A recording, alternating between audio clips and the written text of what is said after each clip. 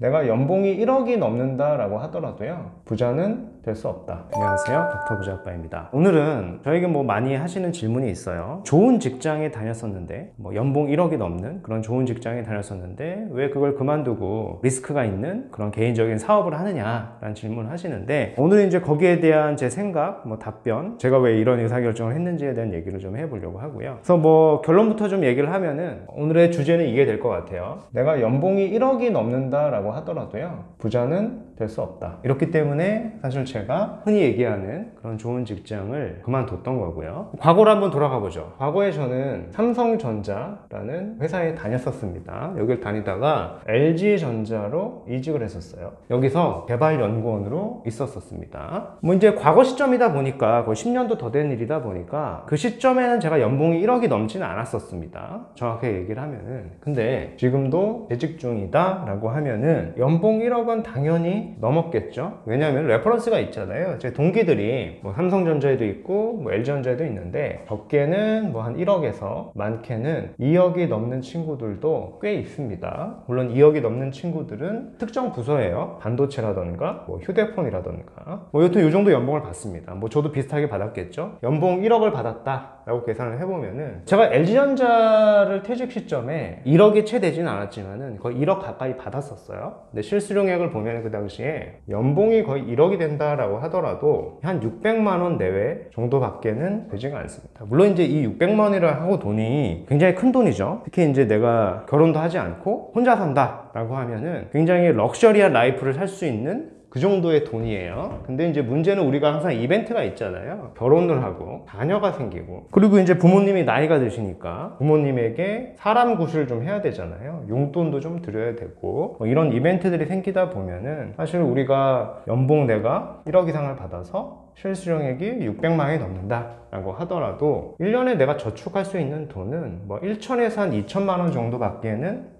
되지가 않아요. 실적으로 제 동기들하고 얘기를 해봐도 2억 이렇게 버는 친구들도 자녀가 이제 2명이면은 이 정도밖에 저축을 하지 못합니다. 즉 이런 거죠. 절약 저축이 한계가 있는 거죠. 내가 혼자 살 때야 절약을 극도하게 할 수가 있죠. 그래서 저축액을 늘릴 수는 있겠지만은, 결혼하고 자녀 있고 부모님이 더 생기고 하면은 이 절약하는 데도 한계가 있는 거예요. 그렇다 보니까 저축액이 줄죠. 그래서 실제로 저축할 수 있는 액 자체는 1, 2천밖에 안 되는 거고. 그래서 최근에는 이런 의사결정을 많이 하잖아요. 번외로 딩크족이라고 하는데, 자녀를 갖지 않는 거죠. 왜냐하면 자녀가 생기면 그만큼 지출이 커지니까 본인들의 라이프를 즐기는 거죠. 근데 제가 실제로 이제 결혼을 해보고 자녀를 가져보니까 생각이 좀 많이 바뀌더라고요. 이제 흔히 이제 부모가 되면 부모가 자녀에게 뭔가를 다 준다라고만 생각을 하잖아요. 그죠? 물질적인 게 됐든 정신적인 게 됐든 일방적으로 준다라고만 생각을 하지만은, 자녀가 부모에게 이렇게 주는 기쁨이 더 크더라. 또 저 같은 케이스는 동기부여가 더 많이 됩니다. 그러니까 더 열심히 살아야 되겠다, 소득을 더 많이 올려야 되겠다, 동기부여가 굉장히 많이 됐고요. 그 때문에 성과도 많이 나왔었고요. 그리고 가장 중요한 거, 전 투자자잖아요.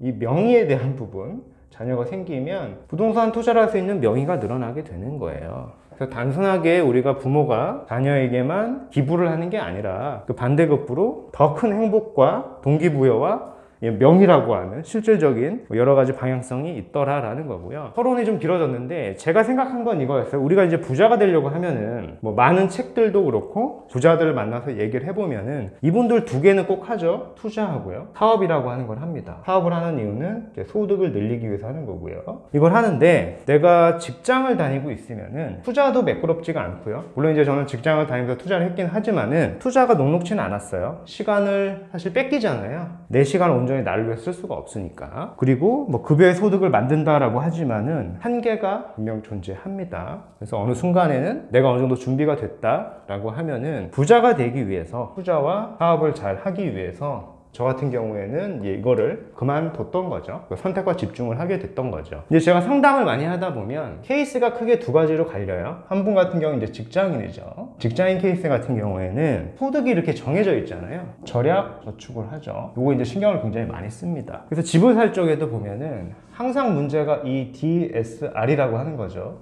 DSR 때문에 내가 살 수 있는 부동산이 정해져요. 이 6억이 됐든 뭐 9억이 됐든 뭐 15억이 됐든 이렇게 정해진단 말이에요. 이런 삶을 살게 되는 거죠. 그래서 저는 뭐 밥그릇 내기를 굉장히 많이 하는 편인데, 이렇게 밥그릇이 이렇게 있다고 칩시다. 밥그릇이 이렇게 있는데 이 밥그릇이 결국엔 본인 소득입니다. 이게 소득이 내가 어느 정도 나와야 이제 레버리지를 일으킬 수가 있는 거거든요.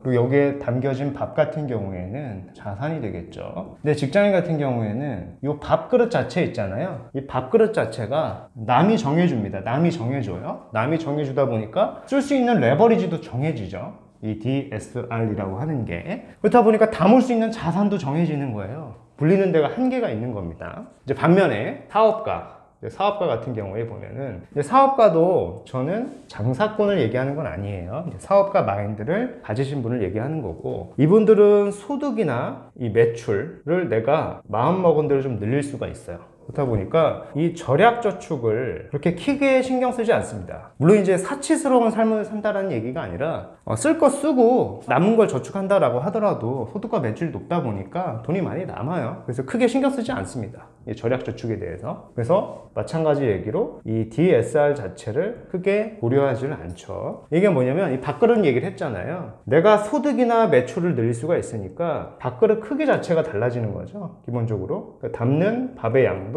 달라지는 거고, 이게 이제 소득이잖아요. 이게 소득이고, 이게 이제 대출, 레버리지인데, 이걸 내 마음대로 좀 조절을 할 수가 있는 거고, 조절을 할 수가 있으니까 여기에 담을 수 있는 자산의 크기도 더 키울 수가 있는 거죠. 문제는 이제 직장인 같은 경우에는 남이 정해준 밥그릇에 남이 정해준 밥만 먹는 거고요. 그래서 저는 이게 부자가 될 수 없는 삶이라고 생각을 했던 거고, 근데 사업가가 되면 소득과 매출을 내가 원하는 대로 컨트롤 할 수 있다, 그 정도 능력이 된다, 자신이 있다라고 하면은 이 소득과 대출을 본인이 감당 가능한 그릇만큼 컨트롤 가능한 거예요. 그래서 이제 담을 수 있는 밥의 양도 조절할 수가 있는 거죠. 우리의 인생이라고 하는 건 굉장히 짧습니다. 짧기 때문에 저는 이렇게 남이 컨트롤하는 삶이 아니라 제가 좀 컨트롤할 수 있는 삶을 살기 위해서 흔히 얘기하는 좋은 직장을 그만두게 된 거고요.